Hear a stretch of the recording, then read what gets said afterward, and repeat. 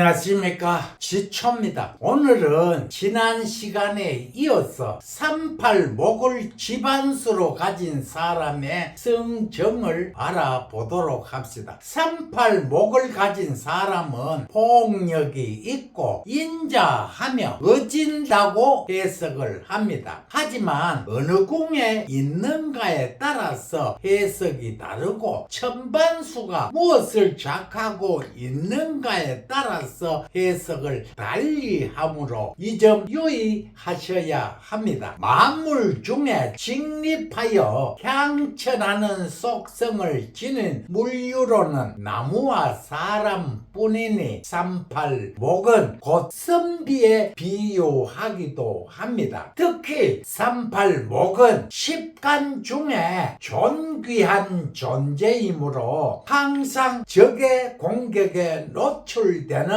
어려움을 가지고 있습니다. 그래서 선비는 살아가기가 힘이 든 법입니다. 계문동갑에서는 선비나 학자는 둔갑을 해야만이 살아남는다고 합니다. 조금 전에 38목을 가진 사람은 폭력이 있고 인자하며 어질다고 해석을 했는데 이것은 어디까지나 큰 타이틀에 관한 해석이고 38목의 성격을 집안수로 가졌을 때는 해석이 확연히 다르다는 것을 알 수가 있을 겁니다. 삼목을 가진 사람은 남성적이며 용모가 빼어나고 외모가 준수하다고 합니다. 강인한 정신력과 인자함을 가지고 있으며 정직하고 적극적이기도 합니다. 성품은 어질고 인자하여 자애로워서 주위의 칭찬이 자자하다고 합니다. 기르고 키우는 보양지심에 힘이 강한 장점 또한 있습니다. 활동적인 기질이 있고 관용적인 반면에 성정이 고지식하여 원리 원칙을 주장하며 화내기 쉽고 변덕이 있으며 적응력이 부족하고 질투심이 많은 결점도 있습니다. 그런데 태왕하고 총격이면 굴곡이 심하고 신체의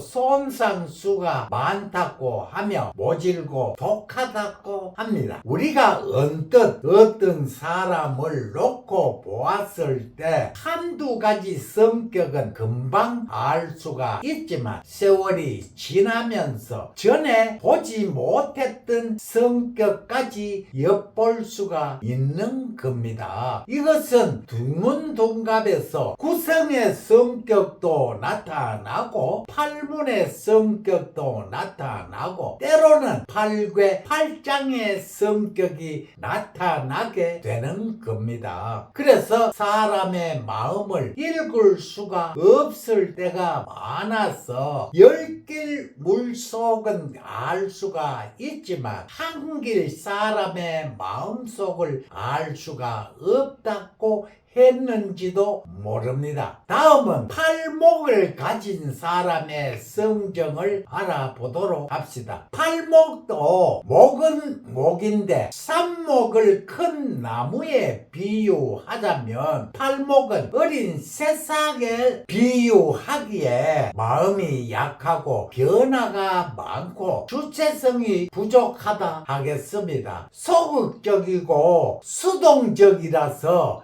내성적이라 합니다. 팔목은 도하이므로 이성의 유혹을 당해 낭패수가 있으며 감성이 깊어 정력과 세월을 낭비하기도 합니다. 대신에 고집이 강하고 추진력이 있으며 주위의 칭찬을 받기도 합니다. 침착하고 성실하며 강한 인내력으로 재난 극복력이 강하다고 합니다. 겉보기에는 온화하고 유순하나 고집과 아집으로 답답함을 주기도 합니다.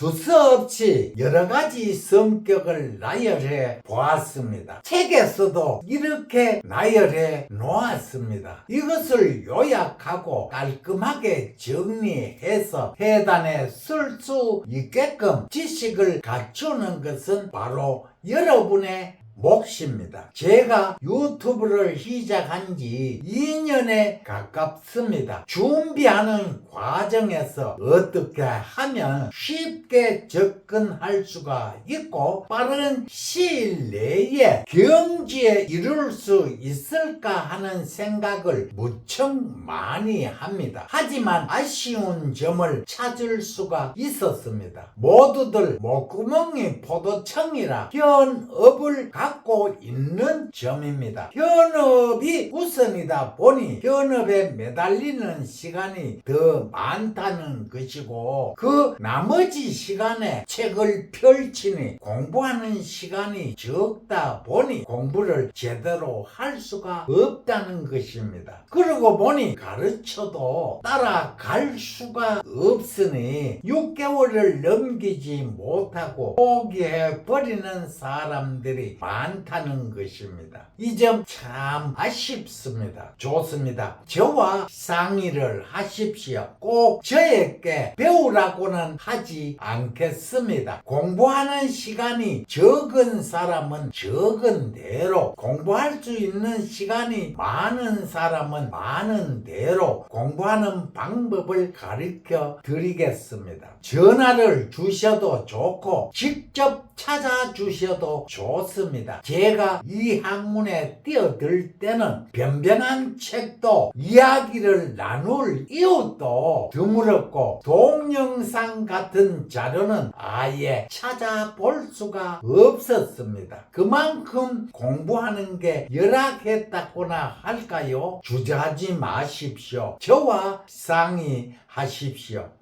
감사합니다.